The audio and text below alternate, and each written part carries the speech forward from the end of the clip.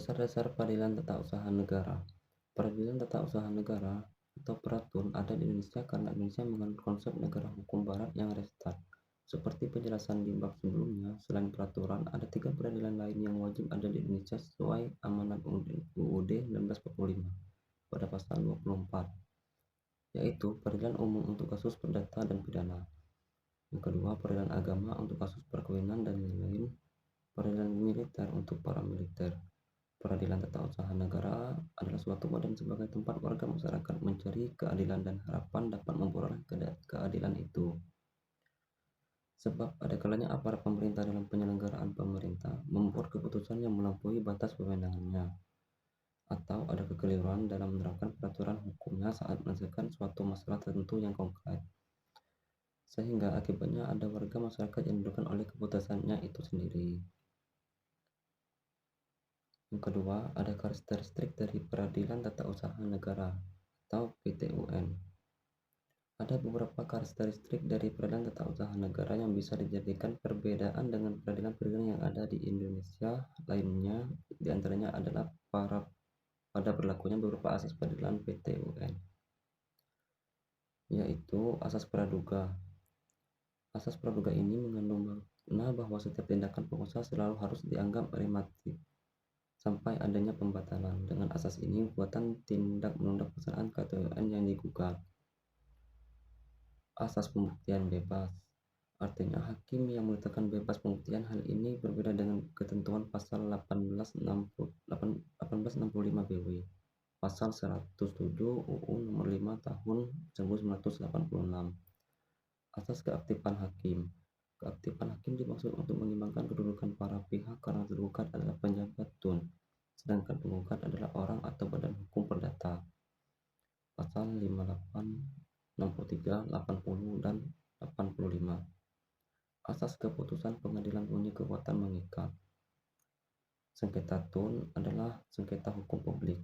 Dengan demikian, putusan pengadilan tun berlaku bagi siapa saja, tidak saja bagi para pihak yang bersengketa. Dalam rangka ini, kiranya ketentuan pasal 83 tentang intervensi bertentangan dengan asas erga omnes. Yang ketiga, ada organisasi tun. Pasal 1 angka 4 UU nomor 5 tahun 1986 merumuskan pengertian sengketa tun sebagai sengketa yang timbul dalam bidang tun antara orang atau badan hukum perdata dengan penjabat tun baik di pusat maupun di daerah sebagai akibat dikeluarkannya keputusan tun. Dengan demikian, KTUN merupakan dasar berakhirnya sengketa tun.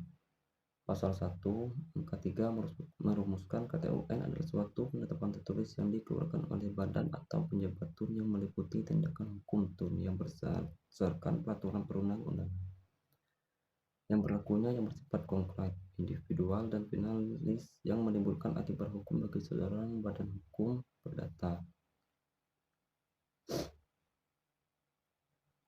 Upaya administrasi.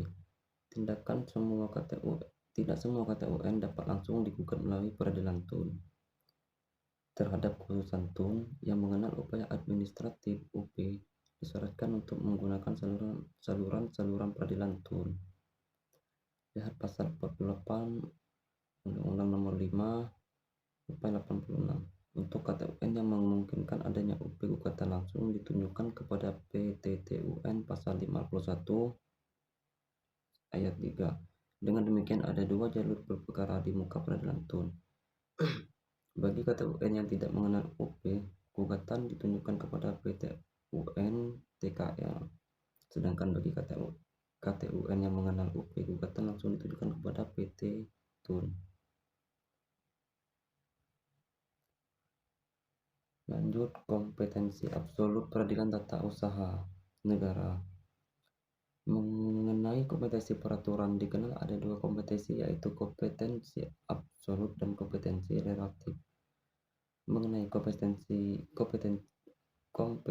absolut ada pada pasal 47 yang dipertikan pada pasal 1 angka 10 serta pasal 3, yaitu peraturan bertugas dan berwenang memeriksa, memutus, dan menyelesaikan sengketa tun, di mana sengketa tun adalah sengketa yang timbul akibat dikeluarkannya KTUN serta sikap diamnya penjabat. Seharusnya penjabat tersebut mengeluarkan KTUN. tapi dia tidak menguatkannya. Sedangkan kompetensi relatif dalam menyangkut wilayah hukum terjadi sengketa tun tersebut pada pasal 54. Tenggang waktu menggugat. Nah, di sini materi lanjutnya tenggang waktu menggugat ini berdasarkan ketentuan pasal 55. Tenggang waktu mengajukan gugatan adalah A. Bagi yang dituju dengan sebuah KTUN, pihak 2 90 hari sejak saat KTUN itu diterima. B. Bagi pihak 3 yang berkepentingan 90 hari sejak saat KTUN itu diumumkan. Di sini di materi lagi, hak gugat berdasarkan ketentuan pasal 53 ayat 1 yang dapat bertindak sebagai badan tata usaha negara. Penggugat adalah orang atau badan hukum perdata yang kepentingannya dirugikan oleh suatu KTUN. Dengan begitu harus ada hubungan kausal antara KTUN dengan kerugian dan kepentingan. Dalam hukum administrasi kita belum ada suatu ketentuan yang tegas tentang sifat hubungan kausal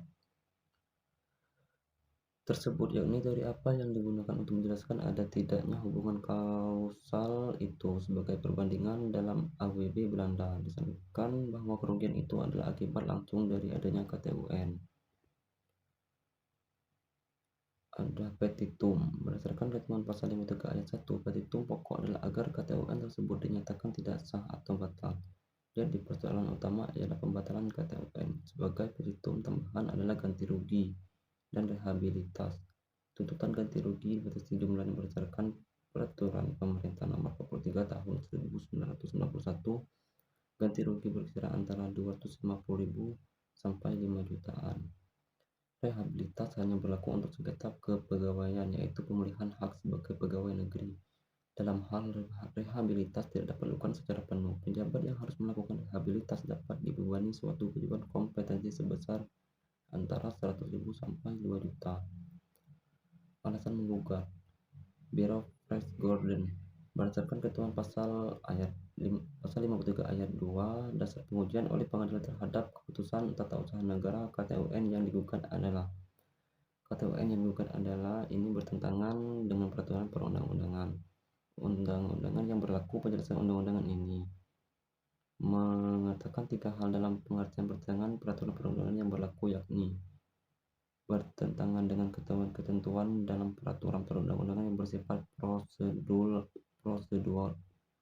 dan formal, bertentangan dengan ketentuan-ketentuan dalam peraturan perundang-undangan yang bersifat material dan substansial,